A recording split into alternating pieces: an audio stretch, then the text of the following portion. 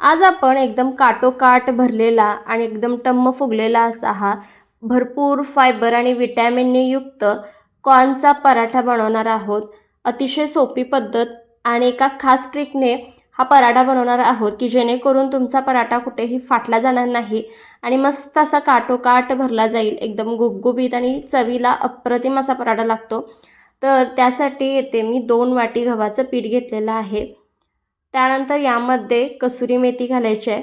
तर यामध्ये तुमच्या आवडीनुसार तुम्ही मसाले ॲड करू शकता। चवीपुरतं मीठ आणि हलकीशी हळद यामध्ये घालायची आहे। वाटल्यास थोडासा ओवासुद्धा घालू शकता। तर थोडं थोडं पाणी घालत आपल्याला जसं आपण नॉर्मल चपातीला पीठ मळतो त्या पद्धतीने तर कणिक मळून घेतलेले आहे। आता ही मी साईडला मुरण्यासाठी ठेवून देते। तर सारणासाठी ते 2 मध्यम आकाराचे बटाटे उकडून साल काढून किसून घेतलेले आहेत। बटाटे किसून घेतले तर व्यवस्थित आपलं सारण तयार होईल। त्यानंतर मक्याचे दाणे म्हणजेच कॉर्न उकडून घेतलेले आहेत आणि बारीक वाटून घेतलेले आहेत। तर ते देखील इथे मी घालते। तर 1 कप इथे मक्याचे दाणे घेतलेले आहेत। त्यानंतर हळद एक अर्धा चमचा, जिरा पावडर 1 चमचा, धना पावडर 1 चमचा, त्यानंतर यामध्ये घालायचं आहे लाल तिखट आवडीनुसार घालायचं आहे, अर्धा चमचा वापरलेला आहे। आता यामध्ये बारीक चिरलेला कांदा घालायचा आहे। तुमच्या आवडीनुसार मसाले यामध्ये तुम्ही ॲड करू शकता। चवीपुरतं मीठ घालायचं। तर आपण कणिकमध्ये ओवा घातलेला नाही त्यामुळे मी इथे ओवा घालते। हलकासा ओवा घालायचा आहे आपल्याला। त्यानंतर आलं, लसूण आणि हिरवी मिरची याचा ठेचा यामध्ये मी घालते। तर लसणाच्या पाकळ्या एक 5 ते 7 आणि आलं 1 इंच आणि 2 हिरव्या मिरच्या ठेचून घेतलेल्या आहेत। त्यानंतर बारीक चिरलेली कोथिंबीर यामध्ये घालायची आहे। आता हे सगळं जिन्नस चांगलं असं आपल्याला एकत्र करून घ्यायचं आहे। व्यवस्थित असं एकजीव करून घ्यायचं आहे। इथे उकडलेले बटाटे आणि कॉर्न आपण बारीक वाटून घेतलेले आहेत। त्यानंतर चाट मसाला राहून गेला होता तो घातलेला आहे अर्धा चमचा। याने सारणाला खूपच छान चटपटीत अशी टेस्ट येईल। आमचूर पावडर असेल तर ती याच्याऐवजी तुम्ही वापरू शकता। तर आता हे चांगलं असं मिक्स करून घ्यायचं आणि इथे आपलं पराठ्यासाठी लागणारं सारण तयार आहे। तर आता कणिकसुद्धा चांगली अशी आपली मुरलेली आहे। जसं आपण नॉर्मल चपातीला गोळा तयार करून घेतो त्या पद्धतीने गोळा तयार करून घ्यायचा। त्यापेक्षा थोडासा जास्तच इथे मी गोळा तयार करून घेतलेला आहे। आता थोडं थोडं पीठ लावत आपल्याला याची चपाती लाटून घ्यायची आहे। व्यवस्थित लाटून घ्यायचं।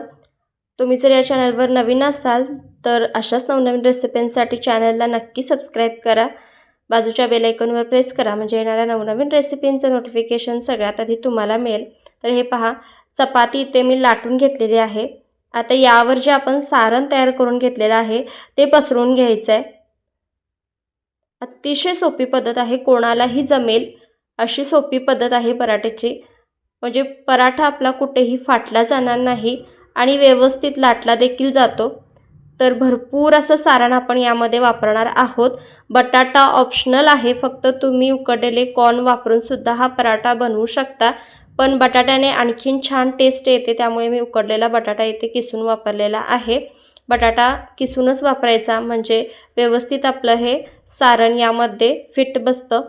त्यानंतर चीजवरून किसून घातलेलं आहे म्हणजे आणखीनच छान टेस्टी आपला पराठा तयार होईल। तर थोडं इथे मी चीज किसून घालते आणि त्यानंतर आपल्याला हे व्हिडिओमध्ये दाखवल्या पद्धतीने पराठा फोल्ड करून घ्यायचा आहे।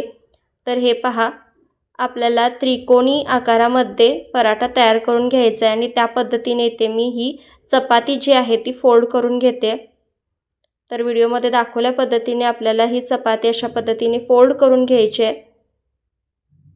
कुठेही आपला पराठा फाटला जात नाही आणि मस्त गुबगुबीत काटोकाट भरलेला आपला हा पराठा तयार होतो। वाटल्यास तुम्ही असाच पराठा ठेवू शकता, पण थोडंसं अगदी हलक्या हाताने हा पराठा मी लाटून घेते। तर हे पहा किती सुंदर आकार आलेला आहे। तर हलकंसं मी थोडं थोडं पीठ लावून थोडं लाटून घेते म्हणजे व्यवस्थित सारण सगळीकडे पसरलं जाईल आणि सेट देखील होईल।